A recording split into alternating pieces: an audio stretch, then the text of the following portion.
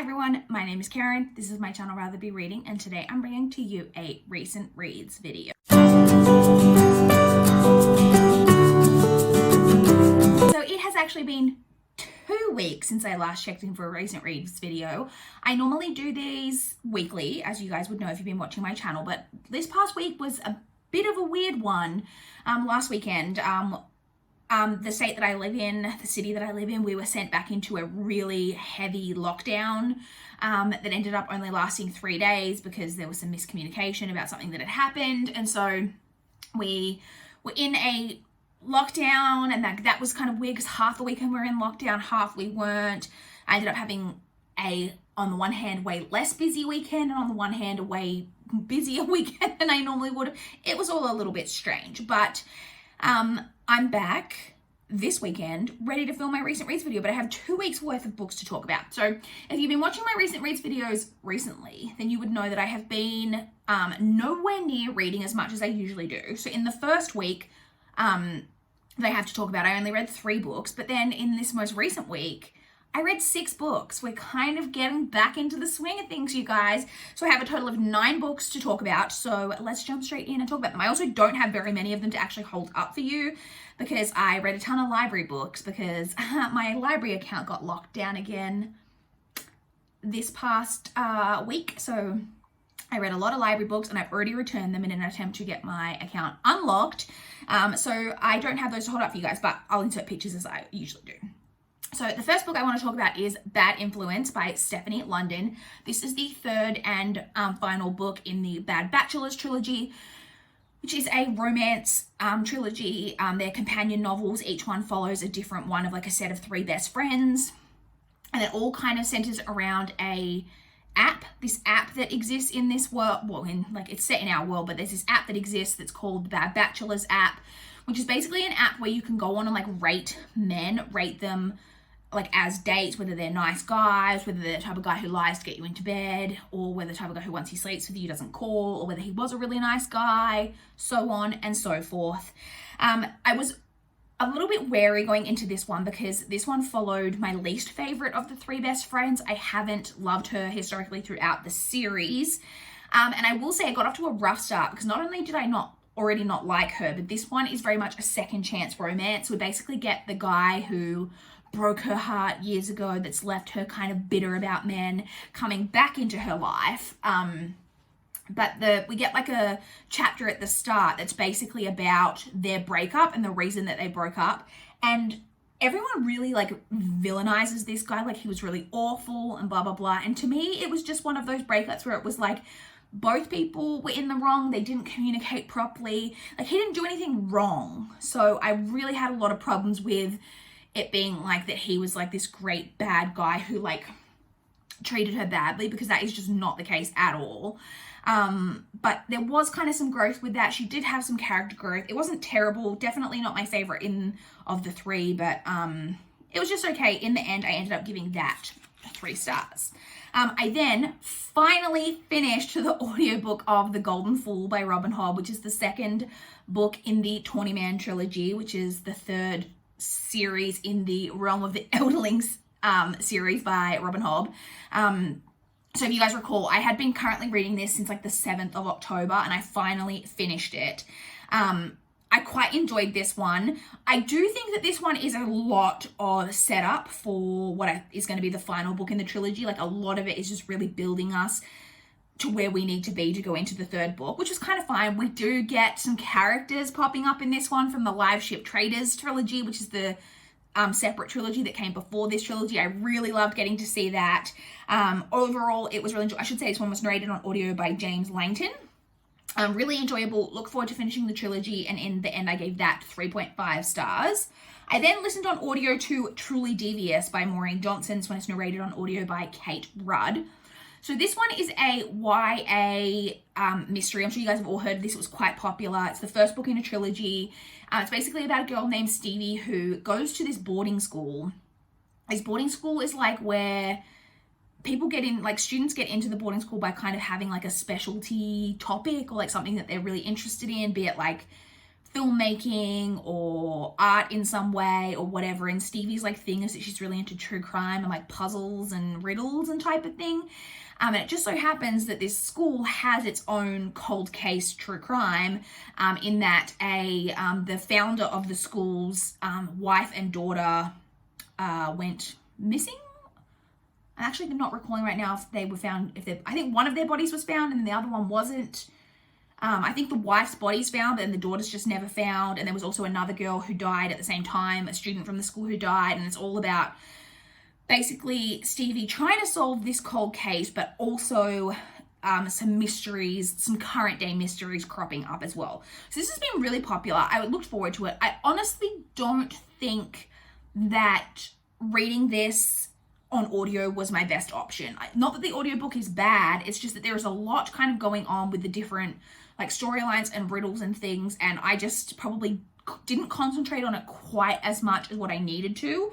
I did still, I should also say too, there are a lot of side characters as well, so you basically like get something about like every single one of kind of the students that Stevie like encounters throughout the school, and that's partly where like my concentration came in. I was really struggling to remember like which side character was which. I do like Stevie as a main character. I'm intrigued by the mystery. I will continue on with the trilogy, and in the end I ended up giving that one 3.75 stars. So those are the 3 books that I read the week before last, and now I will get into the 6 books that I read in this most recent week. So the first book that I completed was A Discovery of Witches by Deborah Harkness. So this is the first book in the All Souls trilogy. It is quite a hefty book. It is almost 700 pages. It's basically an urban fantasy. We're following a character named Diana, who is a witch, but she is a witch who has really been denying her witchly powers. Her parents were both really powerful witches, but they were killed when she was like 7, and basically since then she's never really accepted like her magic into her life, and she doesn't ever use magic except where she really has to, and all of that type of thing. She is a scholar, and she is at Oxford University doing some study into different texts and things, and she ends up retrieving this book from the library that's like this great hidden magical text that all of these different magical creatures have been trying to find and locate for years, because there's not just witches in this, there are also vampires and demons. She gets involved in particular with one specific vampire who becomes a very important character, and it basically just follows that story. I had really mixed opinions on this. This sounds like the type of book I should really love. I love witches, I love vampires, I love a good urban fantasy in that type of setting. This book is way too long. Way too long. It is incredibly slow. Incredibly slow. Like, I was reading, like, I've read like 400 pages and it still felt like nothing had happened. It is an incredibly slow book. We did, after the full almost 700 pages, kind of build to some like interesting things. I'm interested to see where the trilogy is going, but boy, was it a lot of work to get there. Also, not a huge fan of Diana as a main character. She is just incredibly passive. Everyone's kind of doing things around her. She's never really like taking ownership over anything. You know, she's always like, oh, but I'm scared and I don't want to use my magic and all of that, which just gets really whiny and annoying, particularly because she's like this hugely great, powerful witch from this hugely powerful lineage, but doesn't want to be a part of it. And it's just, it all gets a little bit frustrating, and she's just like a very passive main character, which I found very frustrating. But like, I was intrigued enough. Like I said, it built to a lot of interesting things at the end. I'm interested to see where the trilogy ends up going. So I will continue on with it, though I think I've heard that the second and third books are even longer, which I'm just like, unnecessary. But in the end, I gave that one 3 stars. I then read The Cookbook Collector by Allegra Goodman. This one is I don't even really know what to put this in. I guess women's fiction, kind of. So it's mainly focusing on 2 sisters. One sister is like the older sister is the very like straight-laced. She's a CEO of like a new upcoming .com business, because this is set in the late 90s into the like early 2000s. The CEO of like a .com business, you know, very like up and coming, straight-laced businesswoman, and then the younger sister is a philosophy major who works in like an antiquarian bookstore, who is just like all a bit flighty and that type of thing. Having said that they're the main two characters, though, you do get a bunch of perspectives from other people. The synopsis leads you to believe that it's a lot to do with like her becoming involved in this collection of cookbooks. It kind of is about that. It's a lot more to do with just .com startup businesses, which honestly I found incredibly dull. Like incredibly dull. There's one character who like you get a perspective of with like a kind of a sideline storyline, which was incredibly unnecessary. His storyline could have been cut out completely. There's a character in there that I really didn't like, that the way that was handled, that character ended up being handled, I thought was a complete cop-out, and I was really annoyed by it. I then, having finished this book, realized that its average rating on Goodreads is like a 3.3. So honestly, I'm obviously not the only one who didn't enjoy it. It is one of the ones that I needed to read for one of my goals. Like, that's why I read it, but honestly didn't love it. I ended up giving it 2.5 stars. I then read a graphic novel, The Prince and the Dressmaker by Jen Wang. So this is a standalone graphic novel that kind of is on the borderline, I would say, between kind of like middle grade and YA. I think it's shelved as being like YA on Goodreads, but honestly could be read by a middle grade audience. So we're basically following Prince Sebastian and Frances, who is his dressmaker. She is his seamstress, makes all of his outfits. But the thing is, Prince Sebastian likes to dress in feminine clothing. He likes to wear dresses. I guess I shouldn't be using... The pronouns become a bit iffy in this. Like, for me, I don't want to misgender or mispronounce someone, but it's never that... We're not in that type of setting where it's openly discussed. I would... If I had to label, which I would never label anyone, but I believe what the author is going for is a gender fluid character. So I guess the pronouns would shift depending on how they were wanting to be portrayed or how they felt in that moment. But it's Prince Sebastian who likes to become, what was the name? Lady Crystalia. And it's like a big secret, though. He doesn't want anyone to know. And Frances is like obviously aware of his secret, makes all of his dresses for him, but she also has ambitions that she like wants to become this great famous fashion designer. But that is really difficult when no one can really know. Like, there's a lot of secretive stuff around the like costumes and the clothes that she makes because of the situation with Sebastian, and he's worried about not being accepted. And yeah, it was just honestly a really beautiful story. I think it's like a really great story to put out there. It was just really easy to read, lovely story. There is a whole part at the end that I was just like, oh, this is so beautiful. I just really, really liked it. In the end, I ended up giving that 4 stars. I then read Paper Towns by John Green. This was my TBR teacup pick for November. So I am now up to date on my TBR teacup picks. This is the only book of John Green's, like of ones that John Green has written by himself. I'm not including like his collaborations that I haven't read aside from his most recent Turtles All the Way Down, but I have read The Fault in Our Stars and Abundance of Catherines, Looking for Alaska.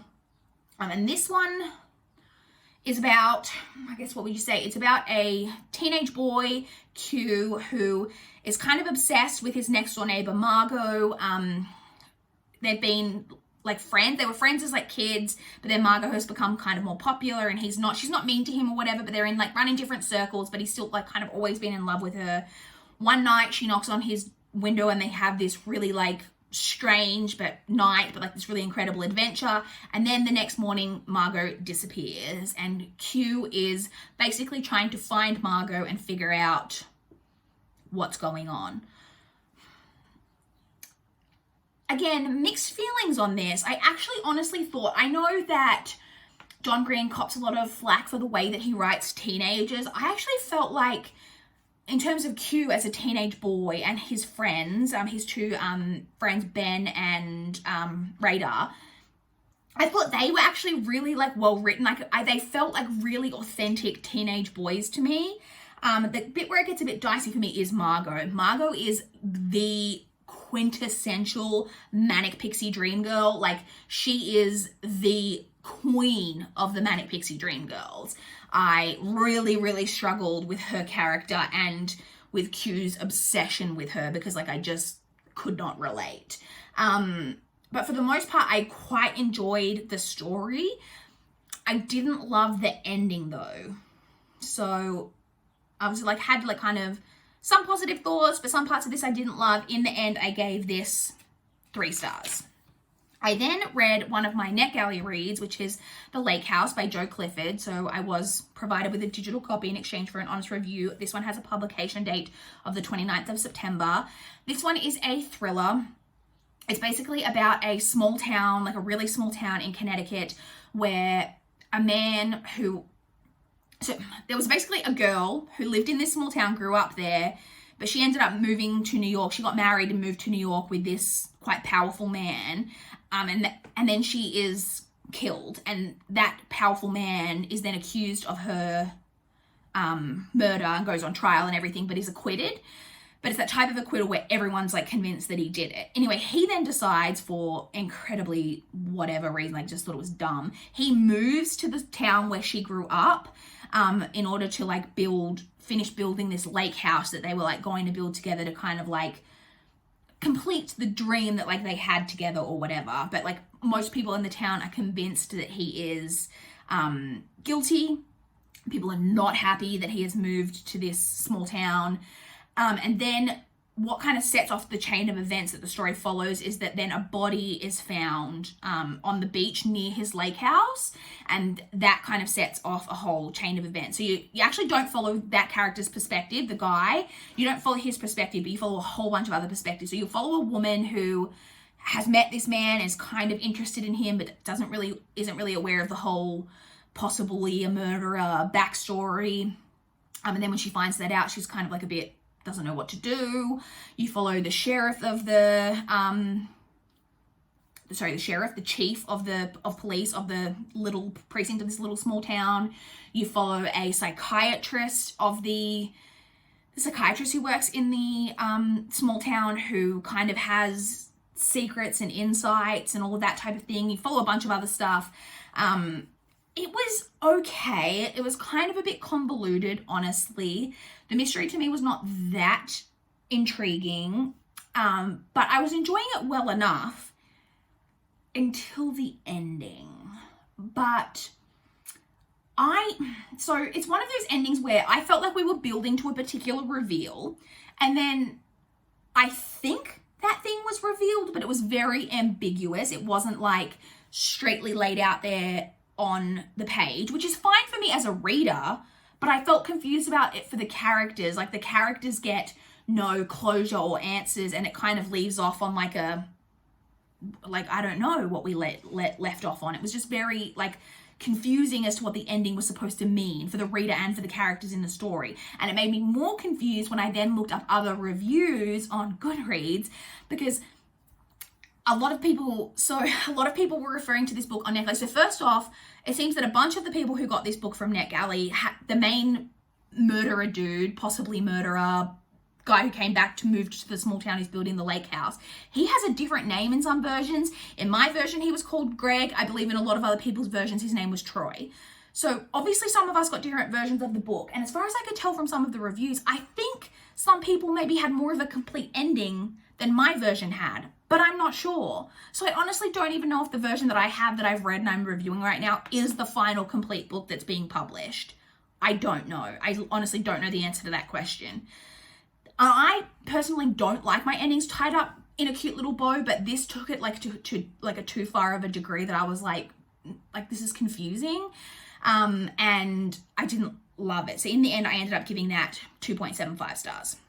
Before we get into the final book that I read, I will just say that that was the last book in my current notebook that I used to like write my like book thought notes. So I completed this one now, which is just like this black and white stripe with a flower design that says super important. And I have started a new notebook, and just in case anyone's like really into notebooks, and I'm using this one that has this Toy Story print on it because, in case you didn't know, I freaking love Toy Story. Okay, let's move on to the final book that I read. So the final book that I read was another NetGalley read, and this one is Liar Liar by Laurie Katz. This one had a publication date of the 1st of October. Obviously, once again, I was provided a digital copy in exchange for an honest review. This is a non-fiction story. So the tagline of this, I actually will pull it up just so I know that I'm getting it exactly right. I believe it's Breaking the Silence on Sexual Assault, I believe is the tagline of the story, but I am just going to pull it up on my Goodreads. Yeah, Breaking the Silence on Sexual Assault. Sorry, I said Katz. She says multiple times in the book about that she gets frustrated with people that don't pronounce her name correctly. It's not pronounced Katz, it's pronounced Katz. Laurie Katz. So, maybe it's not even pronounced Laurie, maybe it's Laurie. I'm just going to say Laurie. Laurie Katz. So, this is a nonfiction memoir about Laurie's experiences as a survivor of sexual assault or rape. She personally quite often says that she refers to it as sexual assault because rape has a much harsher connotation, and she finds it easier to say sexual assault. So even that was an interesting discussion in the book. There's a lot of stuff in here that is not shocking to people who know about the issues in the modern world of rape culture, of victim blaming, but it's still really tough to read. So Laurie was raped on the 3rd Saturday of her freshman year of college, and she didn't report it immediately, and when she did report it, she didn't report it immediately to the police. She called the school, or no, I can't remember exactly, she told someone in a position of power, I can't remember, and they reported it to, they felt they had to report it to the school or whatever, and it ended up basically getting reported through the school, through the university, through the college. And they convinced her, basically said to her that she shouldn't call the police, that they would handle it as part of the university, that they would do a disciplinary hearing and all of that. So already, obviously, a lot of red flags, a lot of issues. And so she didn't report it to police. She then, there was a disciplinary hearing, if you can call it that. She basically wrote a statement of what she said happened, and then was never questioned about anything, was never able to provide witnesses or witness statements or any kind of evidence of anything, and was the outcome of the trial. She literally was just told, oh, this is what we've decided. She didn't speak to anyone. They didn't talk to her. They literally said, we've decided this. And initially they actually found the guy was, what is it? He's either responsible or not responsible. He was found responsible, and was given he was basically suspended for a term, but their terms are only 10 weeks. However, he then appealed the finding, and it was immediately overturned, and his suspension was overturned. So in the end, he was only suspended for a week, and was then found. And again, once it was appealed, she was given no opportunity to provide anything. They just said, oh, he's appealed it, and now we've overturned it. All very strange, a way of handling it. It was overturned, and I actually had misunderstood. So I think when I've previously said about the synopsis of this, I've said he then charged her with making a false report. He didn't actually make a charge against her.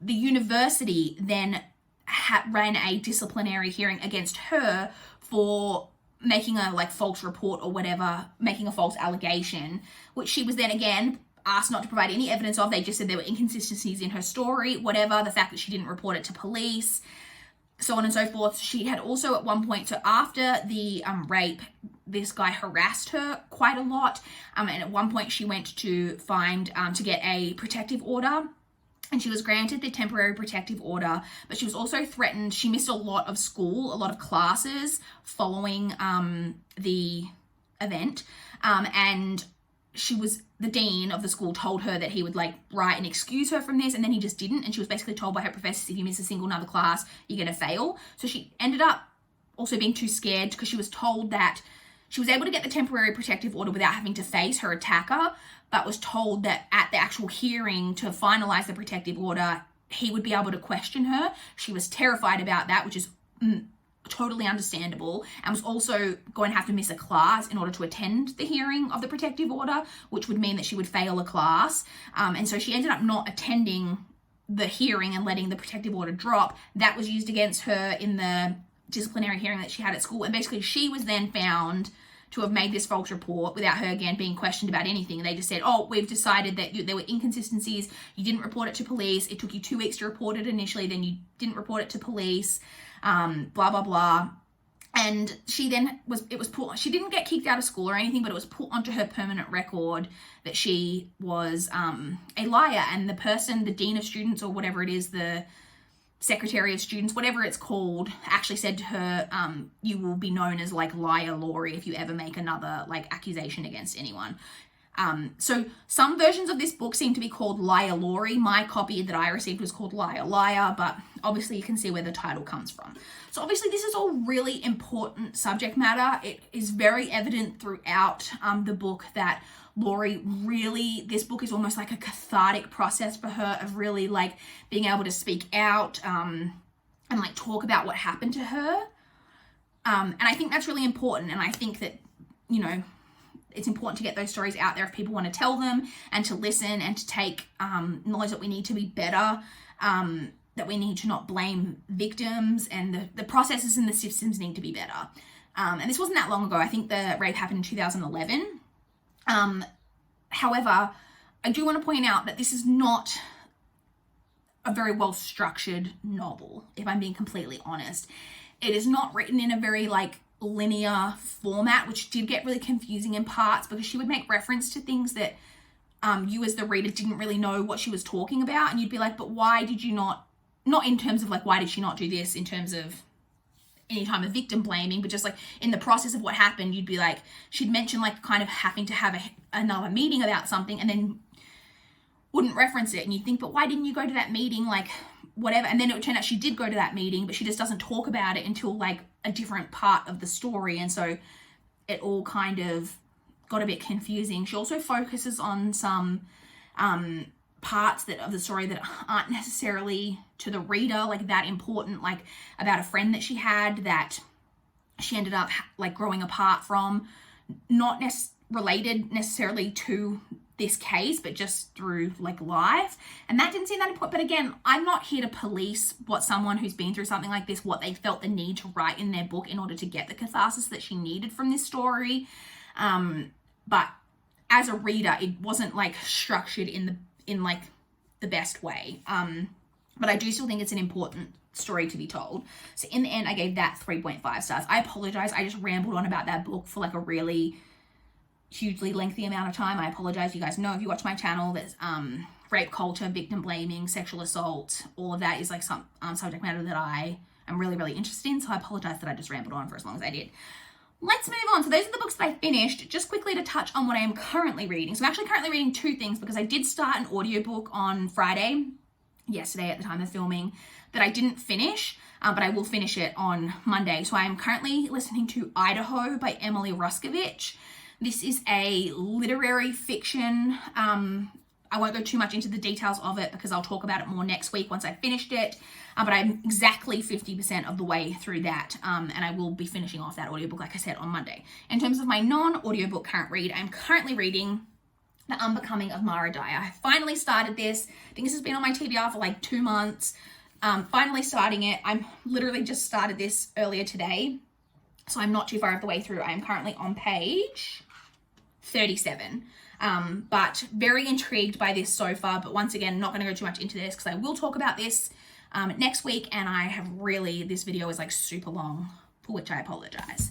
So that's it. That's everything I've read recently. I would love to chat with you guys in the comments down below if you've read any of these books, if you've got any thoughts on them, or if you want to chat about what you guys have been reading recently. I love chatting with you guys in the comments down below. So please feel free to leave me any comments that you feel like leaving. I would love to hear from you. Please like this video if you liked it. Please subscribe if you want to see more of my channel. That is all I have for this video today. Bye guys.